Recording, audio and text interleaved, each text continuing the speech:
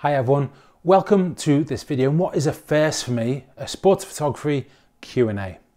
I'm fortunate enough that so many of you leave comments on videos, reach out to me on social media or drop me emails through the year or since I started the channel really, asking me all sorts of different questions for advice and asking my preference on certain things. And so today I thought it'd be really good to go through some of the questions as a bit of a Christmas special really. And if anyone finds it really useful or really enjoyable, maybe I can look at doing another one midway through the year or again next year.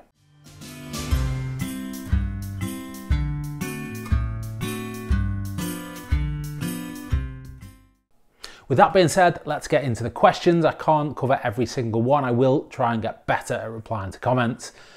But I've picked some of the ones that I think will provide most kind of benefit to more people, if that makes sense. So let's get into them. First question comes in a comment from Jaden2954. And Jaden asks, during the game, what exactly would you be editing and is it time consuming? Well, Jaden, thank you for the question, and it is a really good question. It kind of depends on your brief and who you're working for as to what you'd be working on by way of editing during a game. Now, by and large, what you're looking to do is use as little time on your laptop as possible. So most of the edits you're going to do, you're going to try and get the images as good in camera as you can, and then most of the edits are going to be a case of cropping and maybe tweaking little things here and there. Some photographers do like to do a little bit more than that, but certainly during a game, when people are relying on live images, it would just be editing. So what types of, or what are the reasons that I would be editing? So as club photographer, the club I work for is reliant on me getting images to them for social media through the game. So for example, half-time graphics with the scoreline on and full-time graphics with the scoreline on are usually the bare minimum they'd want if the game was really dull. So what you're looking for that is you're looking for action photos, ideally action photos that have a player from each team in them, because otherwise that photo could be of the player in any game at a similar time of day in the last few months. So through the game, I will be editing any goals, any flash points or any key moments that tell a story of the game that might be useful for social media or in the immediate aftermath of the game. So goals, celebrations, red cards, missed chances, big saves from the goalkeeper, that kind of thing. If there's none of that, then I will just be looking for a handful of action shots that do have different players in, one from each team, just so that those halftime graphics can be used. Now, temper this with, if you're working for an agency, the expectations of that agency will be different and they change from place to place, whoever you work for. Some agencies will specify that they want you to send certain numbers of images at certain points through the game. So starting off, they'll want some images from the warm-up. They'll want images before the warm-up, general views of the stadium, those nice big wide angle ones. Once the game gets underway, they may say they want certain action images sending to them. So for example, one agency I know used to want images before the 20-minute mark. Some say at least 5 or at least 10, but some are a little bit more lenient. And so you will also be editing and wiring and captioning those images. That can be more time consuming, and that is when having a really nailed down workflow becomes so important, so that you're spending less time on the laptop and still being able to shoot. Now in terms of the captioning element of that, I have seen guys who work for the bigger agencies recording with the voice, so talking into the back of the camera to caption the image. That then widely gets transmitted to an assistant who's either in the stadium or more likely at a picture desk somewhere. So while that's not editing, it is something you might have to be doing during the game. I guess the best thing to do in terms of trying to cut down how much time you're spending in that process during a game is preparation. So make sure you've got all your export settings set before the game. Make sure you've got any software you need open before the game, unless it's really going to drain your laptop battery, and then you might need to reconsider that. If you're doing captioning for an agency, make sure all your code replacements are written up before the game.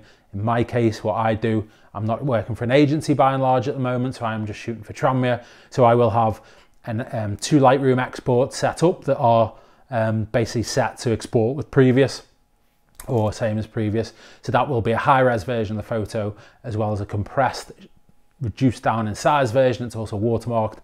They go into two folders I've already set up, and I can then WhatsApp them with those watermark compressed versions into the media team for them to use live during a game. Now, that sounds really time consuming, but if you prepare properly then you can cut down on that. You can also cut down on that by locking certain images on your camera. So if you know you've got a great image you want to use, you can lock that so that you're only importing images into your laptop during a game that you know you want to use and send off to the agency or to the club you're working for. So what you editing, as little as possible, cropping, straightening, maybe a tweak here and there. Is it time consuming? Yeah, it can be. Certainly the more exciting games. I did a 3 or a 4-0 a month or two ago, and all the goals came in the second half. So that felt like I had my head in my laptop as much as I had it in the camera on the game. All I can say on that is so you don't get distracted. Keep your laptop kind of facing the pitch. So I try and put it, if I'm working, either on a case where I'm still facing the pitch where the goal is, so I don't have to turn around on my blind side, or keep it on your knee. And always keep at least one of your cameras kind of round. I keep my 70-200mm lens on my 1DX body. I keep that round my neck so that when I'm working, if an attack happens or there's a chance quickly, it's a split second where I can go like that and get ready to shoot nice and quickly. Hope that answers your question. Next one is from Mr. Evil, and he asks if I have any thoughts on the Canon 6D camera. So the Canon 6D is not a camera I've actually used myself, although I do know quite a bit about it because it was a body I nearly bought and considered buying a few years ago. So the key features are things like it is full frame, it does perform fairly well in low light, although tendency not to work as well indoors at high shutter speeds is what I've spoken to people about and kind of read online is one of the things that put me off, because at the time when I was considering buying it, I was shooting a little bit of futsal, which is indoor, and so that put me off just a little bit. If you shoot video, it does, I think, 1080 HD footage as well, so that might be a selling point to you. Now, if we are talking about that original Mark I Canon 6D, I think it was released back in maybe 2012, 2013, something like that. It is used quite a lot by hobbyists and amateurs for sports, like grassroots level. You can read quite a bit online. If you do some certain Google searches, you'll find people in forums posting about it, probably from some time ago. It's a little bit less responsive. So in terms of when you're on burst mode and using Al Servo as your focus, your autofocus type, it can be less responsive than those higher end cameras, as you'd expect it to be. Also at only 4.5 frames per second in terms of when you're doing burst shooting, it is slower than some of the other kind of bodies that you might consider for sports. I'm thinking the 7D, even if you go well back to the first version of that.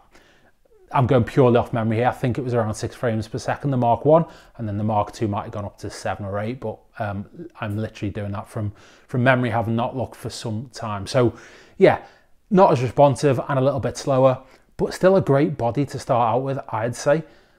My mantra has always been, only buy what you can afford. If you can't afford to go and buy, maybe if you're considering sports, you can't afford to go and buy a 1DX Mark III or an R3 or an R1 when that comes out next year, then it's not worth considering. You only consider cameras that are in your budget. And if the 6D is in your budget, then I think from everything I've read about it at the time when I was looking, and also what I've heard from people, it's a pretty good body to go and get started just with photography, bit of video, try your hand with sports, and learn about the camera, learn about the settings, learn about how you might benefit from getting another camera in the future.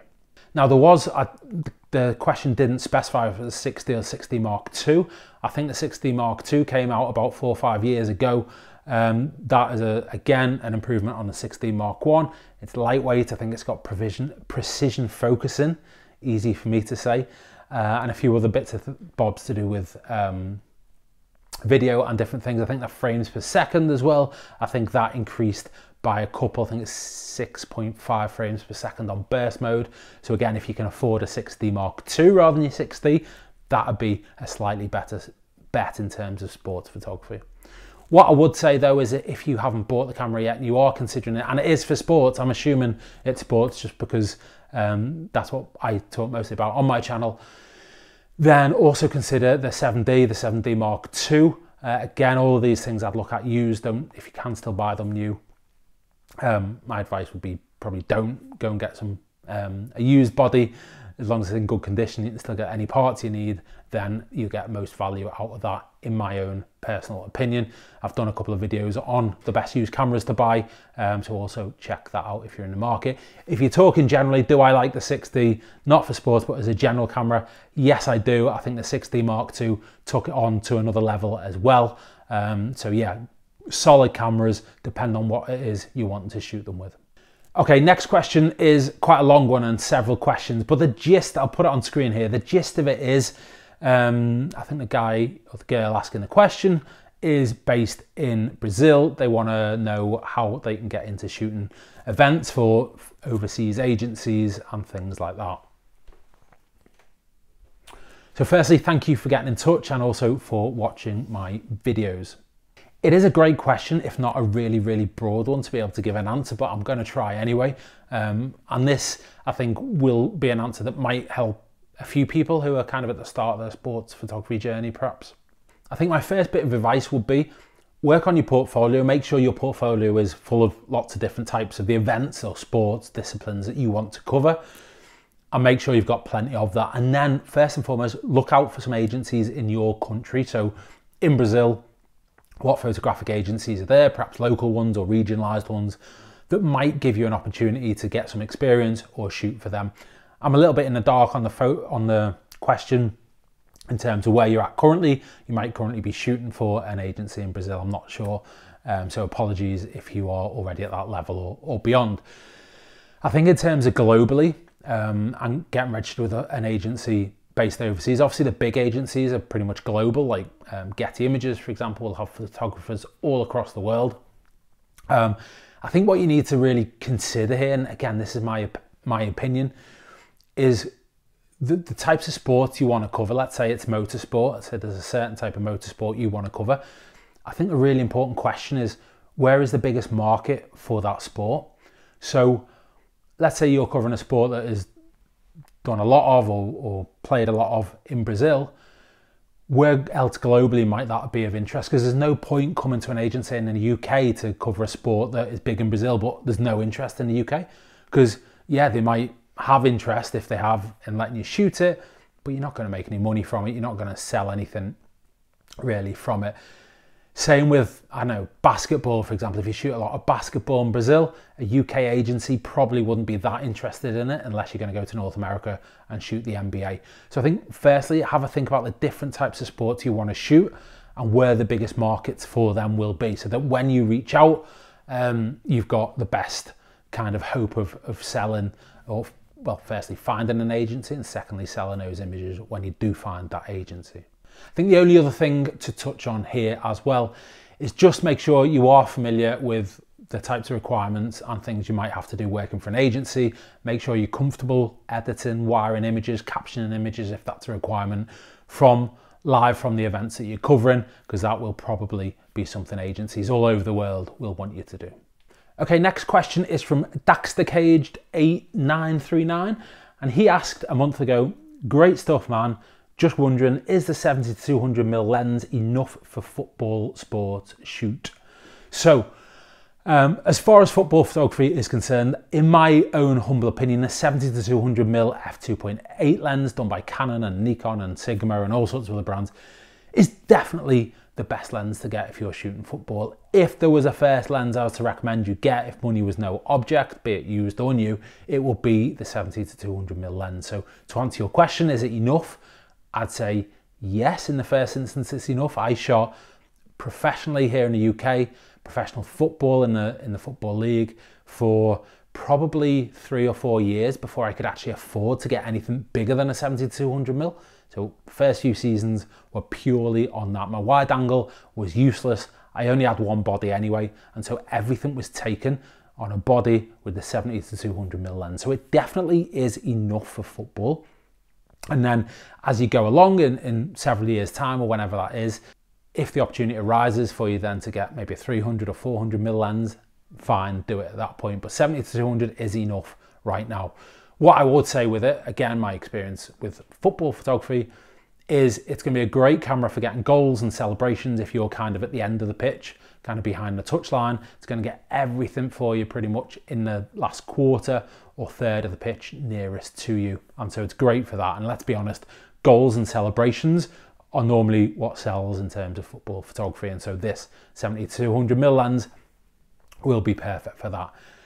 You won't be able to get action at the opposite end of the pitch. It's not going to zoom greatly for that. It'll get kind of, when I say a wide shot, you know, even at 200, the opposite end of the pitch will look fairly wide. So you might get some nice different types of shots, but certainly not zoomed in action photography. However, depending on what level and what sport you're shooting or what league, if you walk around the pitch during the game or move around the pitch during the game, you'll be able to get just about everything with a 70-200mm as you walk, shoot the defence, shoot the midfield, shoot the goalkeepers. So yeah, 70-200mm, definitely a great shout for football. All right, next up, the good question that everyone asks at some point in their photography journey. I've been reading sports photography about shooting in JPEG. Would you recommend this or shoot in RAW? Now, I love this question mainly because everyone you speak to will have a different opinion. Some people get weirdly passive aggressive with it, saying that such and such their opinion is right. You know, whatever works for you, ensure or works for your client, more to the point, is probably my advice. But what I would say is, up until a year or two ago, for the first 7-8 years of doing professional sports photography, I shot in JPEG. 100% JPEG, never shot in RAW, any football game or any action photo, any motorsport. When I've done that, it's been JPEG all the way. That was until a couple of years ago, maybe 18 months ago. And my old Canon 1D Mark IV, the focus on it seemed to be really, really bad. I couldn't work out why it wasn't focusing properly. I had it serviced, couldn't find any problems with it. I upgraded my 70-200mm lens, thinking maybe it had a bit of molding or the focusing had gone. Got the Mark II, same problem. Flicked it into RAW, and ever since I started shooting in RAW, the focus on it has not only improved, but it's fine. Like it's lovely and sharp. I shoot in JPEG, it seems off. I shoot in RAW, it's sharp as a tack. Now, that makes no sense to me. I don't think it's a reflection on RAW and JPEG, but that is how I fell into shooting RAW in the last couple of years, and I quite like it because what it does is it gives me a whole load of freedom when editing photos back. Now, there are definite downsides to it. Some people will say it'll introduce more noise in certain circumstances or whatever, but actually shooting in RAW, certainly when I'm shooting in bad light, it lets me just lift things a little bit if I need to, without really impacting the quality of the photo. So in night photography, for example, if I was to edit a photo, maybe let's say I was editing the exposure in a photo from a night match in JPEG, the noise would probably be, or in my experience on my cameras, it would be really noisy in JPEG. And then as you start to alter that image, it would just really, when I say fall apart, it pixelate or whatever. In RAW, there's more editing that can be done without damaging that photo. Sure, the noise might still be there, but when you're tweaking the other levels, you're not seeing a deterioration of the image like you might do with a JPEG. All right, so there's definite advantages to shooting RAW. In daytime, shooting in RAW is amazing because it feels like you can do anything with that photo in post if you wanted to, because the all the data is there still from the image. You can lift the shadows, drop the highlights, add a load of contrast, whatever you want to do, and the image still looks remarkably good. There are some downsides. So writing speeds to memory cards might be slower, depending on what memory cards and camera bodies you're using, or it might reduce the amount that your camera can write. So it might, for example, I'm plucking figures here, but it might be able to shoot a burst of 20 photos straight onto a memory card in JPEG, but only 10 in RAW or something like that. So that's one potential downside. Second one is the size of the images. If you're shooting professional events or sporting events of any sort, professional or otherwise, if you're shooting them in RAW, it's going to take up a whole load of space on your memory cards and your laptop. And however you archive your images, if you keep them like I do, you're going to be in a world of hurt, because I'm sometimes finishing games and I've got anything from 15 to 30 gig of photos from a single game. I used to like archiving them all and keeping all of the images, even not, I started out just keeping the selects, and then I just went to keep all the images from every game I've ever shot. That's not really doable when you're shooting RAW. I'm still doing it right now, but it's not doable, let me tell you, because I'm going through hard drives like I don't know what. So what I'd probably, I don't know, it's hard to say what the advice is. Try them both for yourself. What I would do is if I could go back to not shooting in RAW, I would, because I never had a problem with JPEG. I shot the top tier sport and events professionally for agencies, JPEG only, never touched a RAW file, didn't have a problem. Since I've gone RAW, if I want to sit here on a Sunday with a cup of tea and mess around with my photos, like photographers probably we all do because we're quite sad like that, then RAW is great because it allows you to do all sorts. So that's certainly from action sports viewpoint. More broadly than that, if you're out doing landscapes, if you're doing shots of family, if you're doing portraits, when I've done kit shoots before, photo shoots, always shoot RAW as well, just because it lets you do so much more with the image. The image is it's just better. So yeah, sport, see how you get on. Everything else, definitely RAW. Next question from Barakatibor 1898. I've almost certainly made a shocking job of pronouncing that, so I apologise. They ask, at a shutter speed of 1/80th of a second, how appreciable can you get an image in sport photography? Okay, good question. In sport, if we're talking action sports, I would personally never go that low. I would always try and keep my shooting at a minimum, asterisk by the way this, at a minimum of 1/1000th of a second. If I can get it higher than that, normally dependent on the light conditions, then I'd love to get 1600 to 2000th of a second. In some really poor light, I have brought it down to 500th of a second to allow me to bump the ISO a little bit higher.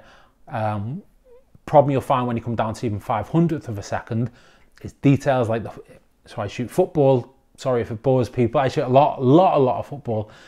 If you're at 1/500th of a second, that ball, you're getting a shot of someone shooting a goal or playing a big pass, you might freeze the player at 500th of a second. The ball will be in shot, but the detail on the ball will be blurry because it's moving at such a pace that 1/500th of a second isn't going to freeze that frame for you in its entirety. So at 1/80th of a second, that is going to be even less sharp again.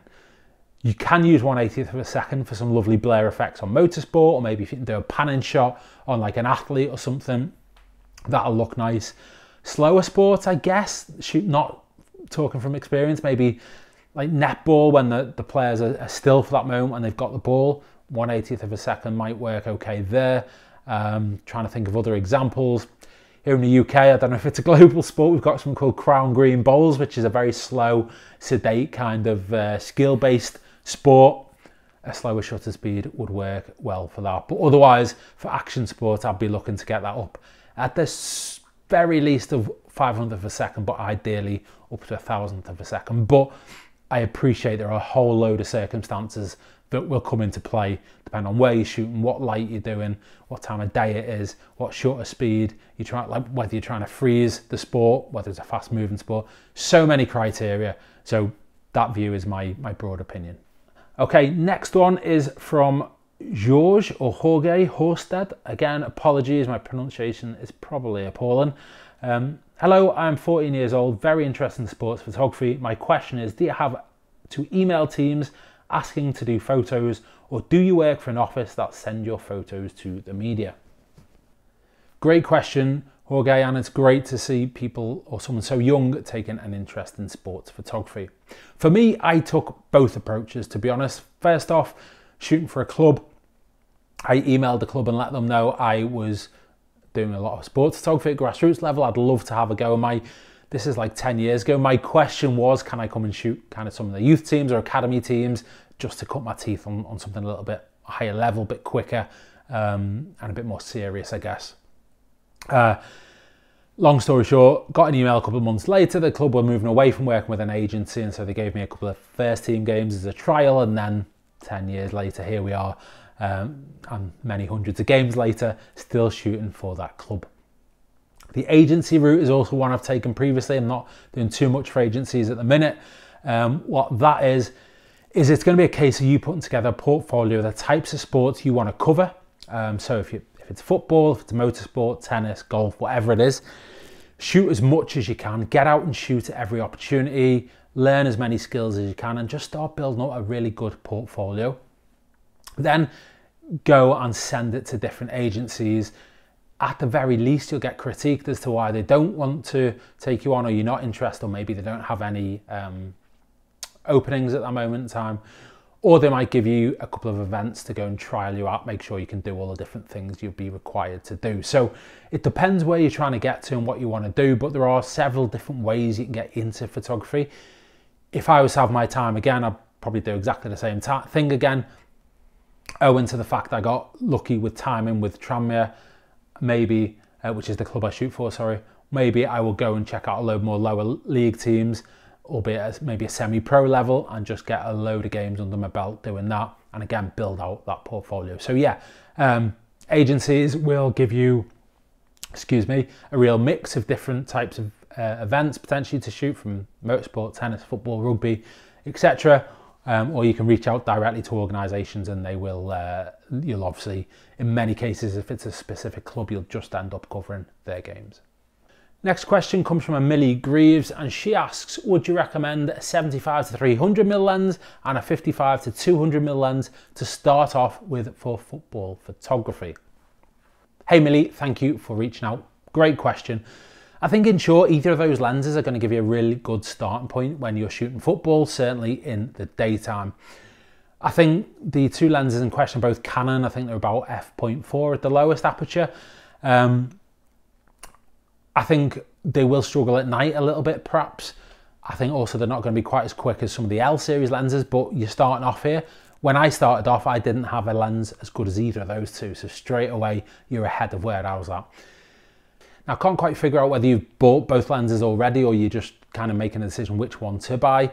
If it was me and you hadn't bought them yet, I'd just buy the 75 to 300mm if I'm honest, because rather than buying both of them, I think at the wide end of, so one's what, 55 to 200, one's 75 to 200. So at the wider end of that, there's not much difference really between the 55 and the 75. So for context, when pretty much every pro I've ever met has been shooting off a 70 to 200mm as one of their lenses, the 2.8 ones.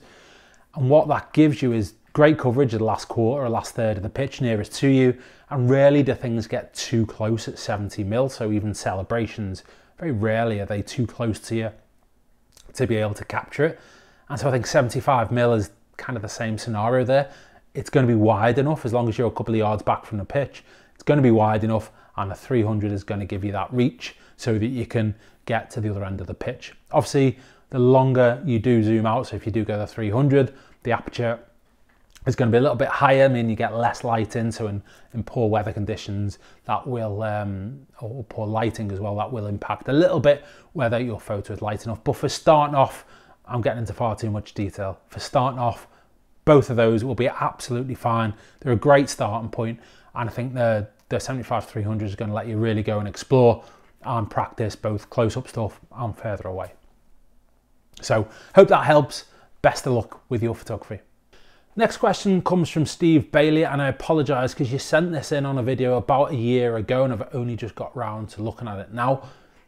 So thank you for getting in touch. You ask, I love your videos. Thank you again. Can you help me? How did you create the border that you use around the photos on your watermarked image with the club crest? That looks so good in my images. Much appreciate a video on this one, or just some words of wisdom. So Steve, thank you for getting in touch, and apologies if you're still waiting for a solution on this, that I didn't pick this up a little bit sooner, a little bit as in maybe a year ago. So this was created in Photoshop. There's probably a million different ways of doing this. The way I did it was to create some fine lines using the rectangular marquee tool. I did one horizontally, a few mil in from the border, filled it white, set the opacity down a little bit. I can't remember, probably about 60 or 70, so you can still see a bit of image through, or you can leave it up at 100 if you want that nice sharp white line. Once you've got one, you got the thickness you want. All I did was I copied and pasted that 3 other times, flipped the 2 side ones so they were in the right position, and then just rubbed out or erased with the, again with the marquee tool, marked out and erased the overlapping corners. That's the quickest way I would do this. Do it on a transparent image as well, so create in Photoshop, file, new, create a new image, make sure the background is transparent, have that image set to whatever you're going to want your watermarked images to be size-wise. Put the border in, and then for the club crest, the secret there, or not the secret, the thing you need to make sure of there is the club crest you use is a PNG cut around the outline of the crest, and it is a transparent background again, so that you haven't got like a block of white in a square or whatever around the crest. Put that in the corner again. You might want to play around with the fill levels a little bit, or the opacity if you want to kind of have a bit of the image coming through. This is this season's watermark I've got on screen now, where this was produced by the club, but I had to recreate it myself because I'm a fussy so-and-so. And again, same tool, just use bigger or thicker, should I say, rectangle around the side, replicated it 3 more times, flipped the 2 on ends vertically, and reduce the opacity down a little bit as well. I hope that helped. I will try and do a video on it in the next few weeks. A bit stacked out for Christmas, but in January I'm going to try and do a video on this, and I'll also explore if there are other ways of doing it which maybe isn't as rudimentary as mine, but the way I've just explained is at least super quick. And the last question, this video has rumbled on, hasn't it? I apologise, I thought it'd be a quick Christmas special Q&A. So the last question came in on email from Jess Lawler, and she says, why do sports photographers, or why do many sports photographers sit on stools? Certainly for the likes of football, is standing not easier? Good question. Depends. To answer the latter part of that first, is it easier? It depends on what gear you've got. It depends on where you're shooting, I guess. The reason professionals will sit down is twofold, really. Mainly it's because in 95% of scenarios, in my opinion, it creates a better photo. The the football that they're playing with spends most of the time on the pitch, down at ground level, and so you want to be closer to that so that you get the players kind of looking down towards the ball, and when they're running towards you, for example, you've got great facial expressions into the camera. If you're stood up, again, the heads will be down. You're going to get more forehead or even top of the head if you're standing up in a stand than anything else, and so you lose a little bit of the focus and the concentration, I think, in the image, and a bit of the drama in there as well. I know when I was starting out, I ignored this rule for the first couple of months. Luckily, I was still shooting at grassroots level, and I went to this pitch and I had like a little grass bank at one end. I thought, oh, it's quite cool to stand a little bit higher up. And the pictures look rubbish, and actually if I'd have shot that game at pitch level on a stool, it would have looked a ton better. I guess the other reason as well is circumstance. At professional grounds, more often than not, with the exception maybe in some World Cups when some photographers are put high up in the stands, more often than not at professional level grounds, the photographers' positions are going to be around the perimeter of the pitch. At pitch level, you could have fans behind you, so you have to sit down, otherwise you get some abuse or objects thrown at you as well. So yeah, that's why we all sit at pitch level. For me, it makes a better photo every day of the week. I would prefer to be sat on a little low stool rather than stood up. I'd rather sit with a wet behind, sat on a grassy pitch with no stool, than be stood up, if I'm perfectly honest with you.